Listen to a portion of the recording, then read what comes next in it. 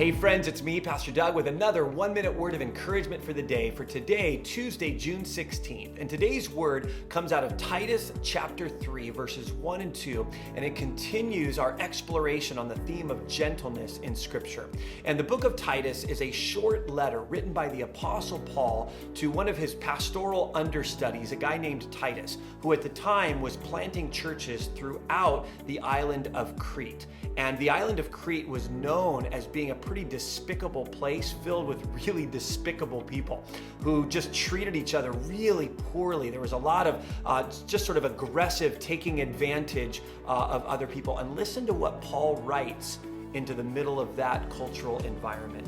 He says, Titus, remind the people to be subject to rulers and authorities, to be obedient, to be ready to do whatever is good, to slander no one, to be peaceable and considerate, and always to be gentle towards everyone. I read this and I think about our American culture and I think about our particular cultural moment. And it just strikes me, it's really easy for us to go, okay, God, I get that you want us to live that way, but come on, that doesn't actually work in today's culture, right? Because today's culture tends to be so aggressive and there's so much sort of violent reaction to things. And so we read words like this and we instantly start making excuses of why we can't actually live that way. But it's so important for us to remember who it was that Paul was writing to.